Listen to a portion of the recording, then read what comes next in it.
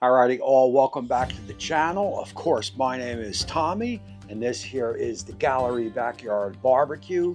And for all you master builders out there, today's video is the one that you have been waiting for. And for those that follow the channel know I have been blessed to have the latest and greatest from Masterbuilt. Of course, I am talking about the Masterbuilt XT, along with that Masterbuilt 1150. And to take that one step further, you guys know that I've had the 560, the 1050, the 800, the 900. I've had just about every gravity fed under the sun. That said, there is only one shack here. I've only got so much property. I cannot keep the 1150 and the 1050. One of them has to go. And before I reveal which one I kept and which one I let go, I just feel I've got to start out the show that both of these pits are awesome. I mean, they have produced from ribs to brisket to pork. I mean, you name it, I have just about cooked it on these Masterbuilts. And I have said this before, and I will repeat it and say it again. These are about pound for pound the best pit that you can buy. When you start mixing fuels with some real wood, I mean, you are going to get as close to an offset flavor that you could possibly get. And as I noted, these will outcook just about any pellet grill on the market. So look, what I want to do here is let's turn our attention back to that right there. Let's unwrap it. Let me tell you why I kept it, and we will try to keep this show as brief as possible. So let's turn these cameras around and let's get going. So look, maybe some of you have guessed just by looking at the outer line of this pit again. And remember, this is all tailored to what I need here in the shack. And of course, the grill that I kept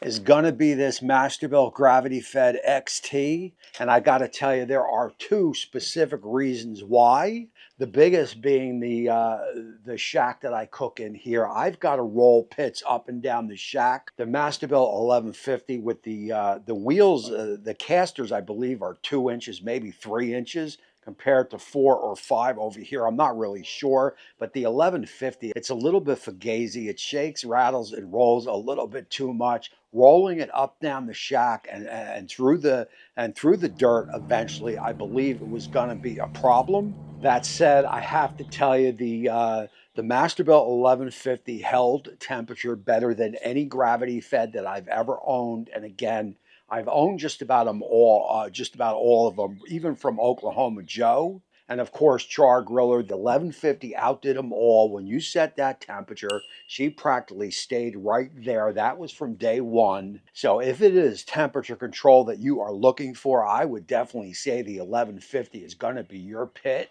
That said, here at the Gallery BBQ, you know I track every cook with my chef's temp. So if I set the temp to 250 on the control panel on the XT, and my chef's temp tells me it's 275 or 280, I will just lower the control panel and adjust from there.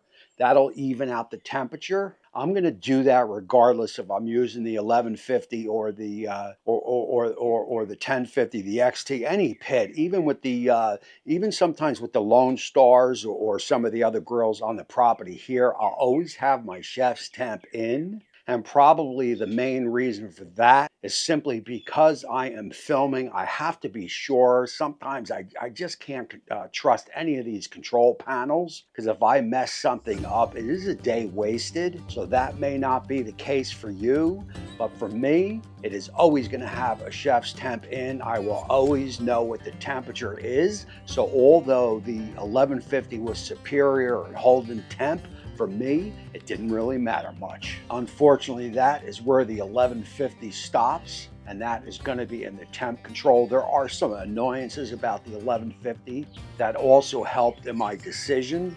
And the first one was going to be how the shelving system was set up on the 1150. I just didn't dig it. It just seemed a little flimsy for me. And again, that may have something to do with bringing stuff up and down the steps at the shack.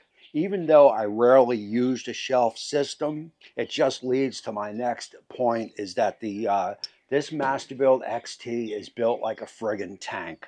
There is a night and day difference between any of the Gen 1s or the 1150 compared to this XT. I mean, the whole thing from the rack system, the racks over here, it is all just built like a tank. I mean, this thing is a beast. There is no doubt about it. And another little annoyance on that 1150 compared to the XT is just how it handled the ash.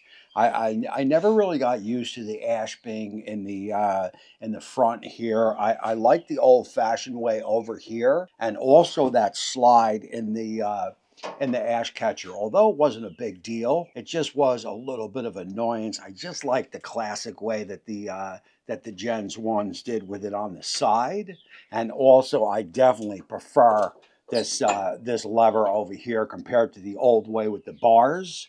Now look, I did it one time, have a little bit annoyance here with the XT. The lever got all jammed up on me. There must have been something, maybe a piece of wood or a piece of charcoal. Something was stopping it, so it wasn't snuffing out the fire. So I had to jack something up underneath the handle. I think I used like a broomstick, and that worked for a while. And then whatever it was that was jamming up the lever is gone, because now I can snuff out the fire 1, 2, 3, which on these gravity feds is a must, as you don't want to start burning fuel after the cook. You want that snuffed out quick, and the Masterbuilt Gravity Fed XT does a damn fine job.